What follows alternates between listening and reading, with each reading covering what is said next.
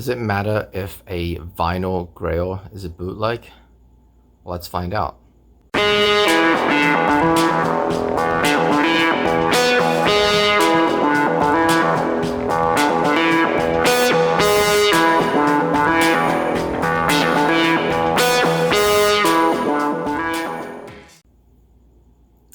Hello again, vinyl community. Matt here. It's been a little while, and I apologize. It's been probably 6 weeks since I last put out a video. Various reasons, just super busy.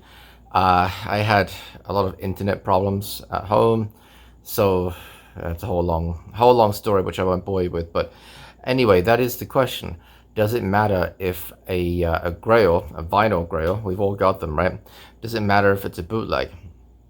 Because I recently picked up a grail of mine and did not actually know for sure that it was a bootleg when I bought it, although I kind of suspected because it was one of those too good to be true moments. You know, the price was really good, so I kind of wanted maybe, but I thought I'd take a chance on it. So let me show you the album, and it is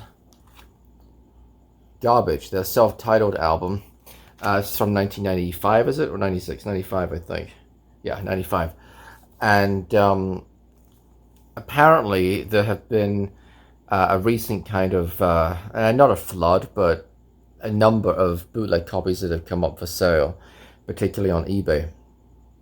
Now, normally this goes for $60, $70. I've seen it go for higher than that, if it's an original, of course. And this came up and it was $40, and you know, it's one of those things where I'm kind of like, you know, it seems like too good to be true, especially with the condition that it was listed in. But I went ahead and bought it anyway, kind of frantically going to buy it now before somebody else beat me to it. Having said that, it is a pretty good bootleg, and I'll show it to you guys. And at a glance, you wouldn't know there was anything different about it. I mean, it looks pretty normal. There is one telltale sign on the back, and that is there is no barcode. Now, an original pressing would have a barcode on it. The reason that this album is somewhat rare is that it's never been reissued, never been repressed. So, actually, no, that's not true.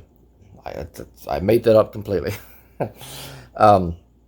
It was repressed in very limited quantities, I think.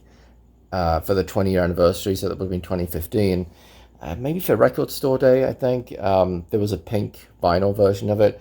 Very limited, and that goes for even more money, I believe. So, but anyway, I was very happy to pay $40 for this, taking the risk of it being a bootleg. Like I said, it turned out to be just that. Now, it's reasonably nice. I mean, you've got proper inner sleeves in here. I'll show you one of them. It's got like the lyrics on it. Here's the other one, because it's a 2-album or a two record set. And I'll show you the records. See, they look decent. You know, they're probably 140 gram. I would say they're not quite 180, but 140. There we go. There's one. You can see my reflection right there. Here's the flip side. Whoa. So yeah, I was still a little bit uncertain, even when I first got it. Okay, and I'm looking at it, I think it all looks good, and then I played it, because you just never know, right, with a bootleg. I mean, it could sound like crap. It actually sounds really good. It sounds great. Now, I'm not deluding myself into thinking that it's not probably just a digital copy. I'm sure that it's probably a copy of the CD. That would be pretty typical for bootlegs. It might not be, but that's my assumption. But it does sound really good, and particularly, and I wish I could play it. Unfortunately, there are copyright restrictions in the US and Canada. So, given that most of my viewers are in the US, it kind of doesn't make sense. But because I don't want the video to be blocked in the US. But Stupid Girl in particular sounds absolutely terrific, and I was very pleasantly surprised. Great stereo separation, and I think that a lot of people would not know that this is a bootleg. Like I said, the barcode, or lack thereof of a barcode, kind of gave it away. And then I did a little more research on it and figured out that it almost certainly is a bootleg. But hey, like I said, it sounds really good. This particular seller, I keep getting eBay notifications to say that because I had an alert on for this album and I just haven't removed it yet, and so I keep getting notification. He keeps listing them like one by one, and he always puts, "Oh, I don't know anything about the album," and I'm thinking, "Yeah, of course you. I'm sure you don't."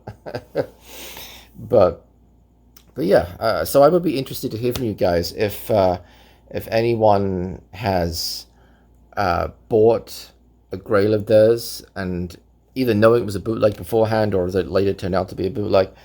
And even if you haven't, what your thoughts are on it. If it's kind of, do you view it as, well, it's not really legit because it's not like an original pressing. It's, you know, it's obviously a copy essentially.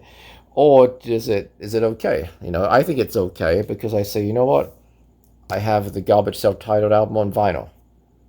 And that's it. That's kind of my opinion. Now, if it sounded like crap, if it sounded like garbage, sorry, then that would be a different matter entirely. Because then it's like, well, you haven't really, you know, that really would kind of delegitimize it. But I think if it sounds good, okay, it's a bootleg, but I'd rather pay $40 than like 70, right? So yeah, so there it is. So would really be interested in knowing if any of you guys have any similar experiences to that, where it was a record you really wanted and full price was just a little bit too rich for your blood, and so you went ahead and bought a bootleg. Yeah. All right, guys. Thank you as always for watching. It won't be as long next time till I post a new video, I promise. So always appreciate your comments, and until next time, bye bye.